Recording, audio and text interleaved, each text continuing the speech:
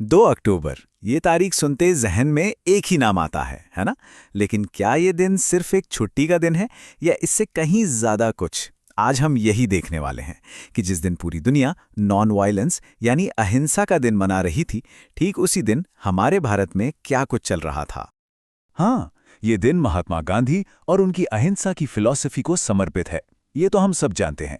पर आज ना, हम सिर्फ इतिहास को याद नहीं करेंगे, बल्कि हम ये देखेंगे कि उनके आइडियल्स आज के भारत में कैसे जिंदा हैं, जहां हर रोज, बिल्कुल हर रोज नई लड़ाइयां लड़ी जा रही हैं और जीती भी जा रही हैं।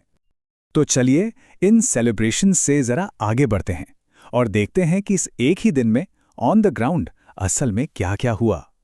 ये जो अलग अलग घटनाएं हैं, ये सब मिलकर आज के भारत की कौन सी कहानी बता रही हैं, आइए पता करते हैं। तो सबसे पहले बात करते हैं उन सोशल चैलेंजेस की जिनसे हम आज भी जूझ रहे हैं। इसमें हम एक तरफ एक इंसान के मन के अंदर की लड़ाई को देखेंगे, तो दूसरी तरफ उन कुप्रथाओं को भी जो पूरे समाज को, आप कह सकते हैं, खोखला कर रही हैं। तो देखिए, इसी दिन मेंटल हेल्थ जैसे एक बहुत ही जरूरी मुद्दे पर एक नई और काफी अहम किताब लॉन्च हुई। नाम है होमकमिंग। और ये किताब उस चुप्पी को तोड़ने की कोशिश है जो अक्सर आप जानते ही हैं इस सब्जेक्ट के चारों ओर बनी रहती है। इस किताब को लिखा है नेहा कृपाल और डॉक्टर नंदिनी मुराली ने, और ये दोनों ही मेंटल हेल्थ की फील्ड में काफी जाने माने नाम हैं। अब ये किताब खास क्यों है? क्योंकि ये भारत की 11 महिला लीडर्स की उन अनकही कहानियों को सामने लाती है, जहां उन्होंने डिप्रेशन जैसी चुनौतियों का डटकर सामना किया और जीत भी हासिल की। ये इनिशिएटिव हमें यही दिखाता है कि मदद मांगना कोई कमजोरी नहीं, बल्कि हिम्मत की निशानी है। 23.3%। ये सिर्फ एक नंबर नहीं है, ये आंकड़ा भारत की उन लाखों लड़कियों की कहानी है जिनकी शादी 18 साल की उम्र से पहले ही कर दी गई।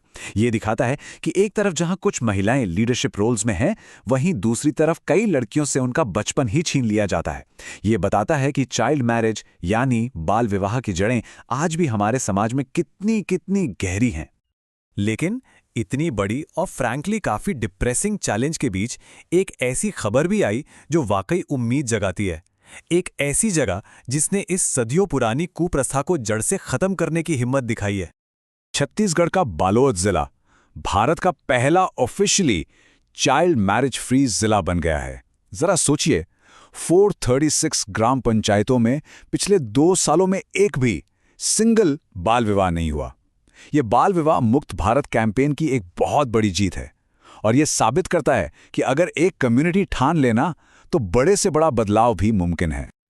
अच्छा, सोशल चेंज के बाद अब चलते हैं एनवायरनमेंट की तरफ। यहां एक बहुत ही इंटरेस्टिंग स्टोरी है। वो ये कि कैसे एक तरफ ग्लोबल प्लेटफॉर्म्स पर बड़ी बड़ी बातें हो रही हैं और दूसरी तरफ ग्राउंड लेवल पर चुपचाप कॉन्क्रीट काम भी हो रहा है।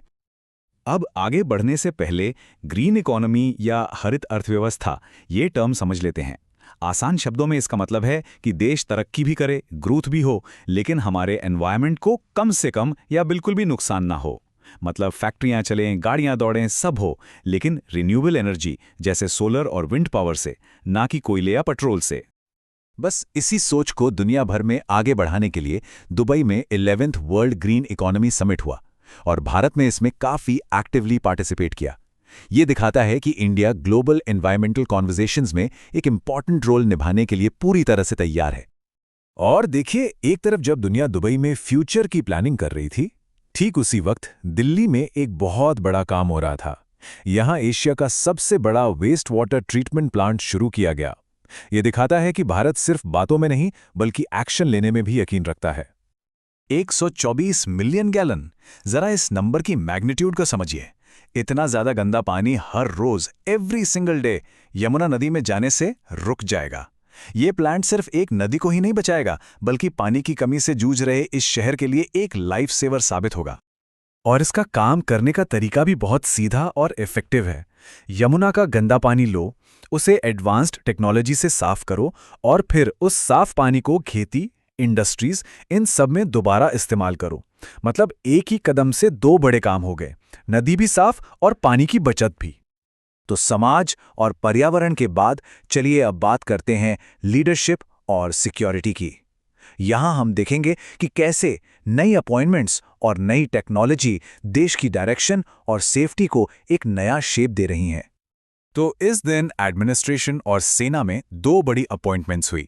राजीव वर्मा ने दिल्ली के नए चीफ सेक्रेटरी का पद संभाला, जो कि कैपिटल के एडमिनिस्ट्रेशन को स्मूथली चलाने के लिए एक बहुत ही इंपॉर्टेंट पोस्ट है। वहीं लेफ्टिनेंट जनरल वीरेंद्र वत्स ने एनसीसी के डायरेक्टर जनरल का पदभार संभाला, जो देश के लाखों युवाओं को डिसिप्लिन सिखाने वाली सबसे बड़ी संस्था की कमान है। लेकिन इन सबसे बड़ा और शायद फ्यूचर चेंजिंग कदम हमारी बॉर्डर्स की सिक्योरिटी में उठाया गया। बीएसएफ ने एक नया AI powered command centre launch किया। ये एक ऐसा कदम है जो बॉर्डर सिक्योरिटी के ट्रेडिशनल तरीकों को हमेशा के लिए बदल सकता है। ये बदलाव कितना बड़ा है, इसे ऐसे समझिए। पहले क्या होता था, हमारी सिक्योरिटी फोर्सेस रिएक्टिव थीं, मतलब कोई घटना हो फिर उस पर एक्शन लिया जाए। लेकिन अब आर्टिफिशियल इंटेलिजेंस की मदद से हम प्रिडिक्टिव हो सकते हैं, मतलब हम अनुमान लगा सकते हैं कि गड़बड़ी कहाँ हो सकती है। ये सिस्टम पाकिस्तान और बांग्लादेश बॉर्डर्स पर उन सेंसिटिव स्पॉट्स की पहचान करेगा जहां से इन्फिल्ट्रेशन का खतरा सबसे ज्यादा है। सीधा सा मतलब यह है कि आप बीएसएफ घटना होने से पहले ही उसे रोक सकती है। तो ये थी 2 अक्टूबर की कहानी। एक ही दिन जिसमें मेंटल हेल्थ पर चुप्पी टूटी, एक जिले ने बाल विवाह को हराया, एक नदी को नई जिंदगी मिली और हमारी बॉर्डर्स को टेक्नोलॉजी का एक इनविजिबल शील्ड मिला। अब सवाल ये है कि आज से 10 साल बाद इनमें से कौन सी घटना सबसे बड़ा इम्पैक्ट डालेगी? वो किताब जो सोच बदलती है, वो जिला जो एक एग्जाम्पल सेट करता है, वो प्लांट जो प्रकृति को बचाता है, या वो एआई जो देश को सिक्योर रखता है? हाँ, इसका जवाब तो खैर भविष्य ही देगा।